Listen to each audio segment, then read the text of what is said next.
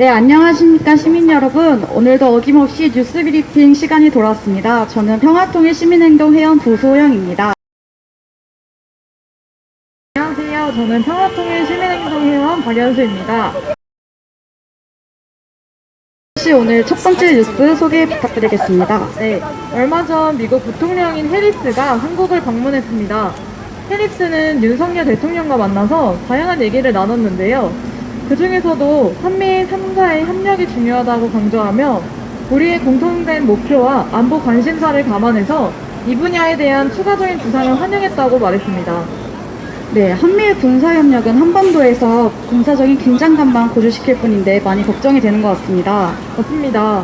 해리스가 돌아가고 난 뒤에는 한미일이 독도 인근에서 군사훈련을 벌이기도 했습니다. 심지어 일본의 해상자위대는 우길기까지 내걸고 군사훈련에 참가했습니다.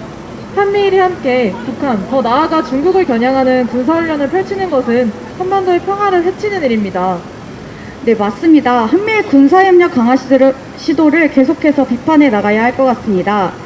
해리스가 윤석열 대통령과 만난 후에 DMZ도 방문했다고 알고 있습니다. 거기서는 어떤 얘기를 했나요? 해리스는 판문점에서 미국과 세계는 북한이 더는 위협이 되지 않는 안정적이고 평화로운 한반도를 추구한다고 말했습니다. 네, 그러면서 북한은 탄도미사일 발사 프로그램이 있고 바로 어제를 포함해 이 지역의 평화 안정을 불안정하게 하고 있다라고 비판했습니다. 네, 여기서 해리스가 말한 어제는 일본 방문 중에 북한이 탄도미사일을 발사한 상황을 말하는 것이죠? 맞습니다. 네, 북한의 탄도미사일 발사가 평화 안전을 불안정하게 만든다라고 말한 것입니다. 그런데 더 위험천만한 군사훈련은 부산에서 펼쳐지고 있었습니다. 미국의 핵추진 항공모함인 로널드 레이건호와 더불어 여러 대의 미국 항모 강수단이 부산항으로 입항하여 한미 해상연합훈련을 실시했습니다. 네, 로널드 레이건호라면 떠다니는 군사기지라는 별명이 있을 정도로 수십여 대의 항공기가 탑재 가능한 무시무시한 항공모함으로 알고 있습니다. 그렇게 위협적인 해상훈련이 부산에서 펼쳐졌더니 정말 더 위협적으로 다가오는 것 같습니다. 맞습니다. 북한의 위협을 말하기 전에 한국과 미국의 위험천만한 군사행동부터 돌아보아야 할 것입니다. 핵추진 항공모함을 들여오고 미국과 군사훈련을 하는 것은 평화를 지키는 행위가 아니라 오히려 위기를 조성하는 행위입니다. 평화를 위협하는 군사훈련에 대한 반대 목소리를 많이 내야 될 것 같습니다. 그러면 이제 두 번째 뉴스로 넘어가 볼까요? 네, 두 번째 뉴스는 대북전단 살포에 관련한 뉴스입니다. 오늘 이제 10월 첫날이 되자마자 또다시 자유북한 운동연합이 파주시에서 대북전단을 살포했다고 합니다. 대북전단 살포는 큰 풍선에 물자나 전단을 담아 하늘로 띄우는 것인데요. 이렇게 지금 경색된 남북관계를 더 얼어붙게 만드는 적대행위 중에 하나입니다. 구체적으로 대북전단 살포가 왜 적대행위로 규정되는 건가요? 네, 대북전단 살포를 하는 목적은 남한의 체제 우월성을 북한의 주민들에게 알리겠다고 하는 것입니다. 이번에도 대한민국 경제사회문화 발전 역사를 수록한 소책자, 북한의 인권 상황이 담긴 이동 저장 장치 등을 보냈다고 하는데요. 예전에는 김정은 위원장에 대한 조롱이 담긴 전단까지 살포했었습니다. 통일과 평화에 대한 이야기가 아니라 북한은 잘못된 곳이다, 곧 망해야 한다, 이런 선전을 하겠다는 목적이 더 크다는 것입니다. 상대와 체제에 대한 조롱과 비난이 담긴 전단을 접경 지역에서 맨날 보내는 것이 저들은 없어져야 한다는 인식기반 위에서 행해지는 것이기 때문에 적대행위로 규정되는 것입니다. 그러게요. 생각해보니 친구가 가만히 있는 저한테 맨날 너는 그냥 존재 자체가 틀렸어, 내가 다 맞아, 이렇게 얘기를 하면 대화를 하기도 싫을 것 같아요. 그러면 남한 정부는 이번 대북전단 살포에 대해서 어떤 반응을 보이고 있나요?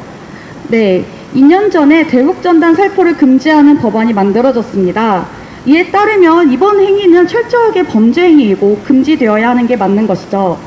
그러나 윤석열 정부는 이전부터 대북전단 살포를 금지하는 것이 표현의 자유를 침해한다는 입장을 취해왔습니다. 특정 인물을 박멸해야 한다, 없애야 한다고 하면서 비방과 조롱을 하는 것이 표현의 자유라니 참으로 어이가 없는 것 같습니다. 그래서일까요? 대북전단 살포 다음 날 권영세 통일부 장관은 대북전단 살포에 대한 우려를 내비치는 척 포장했지만 대북전단 금지 조항 자체는 반대한다는 말을 앞서 덧붙였습니다. 대북전단은 표현의 자유와 북한의 알 권리를 위한 일이라고 했던 통일부 장관은 이번 대북전단으로 도발하면 가만히 있지 않겠다고 말까지 했는데요.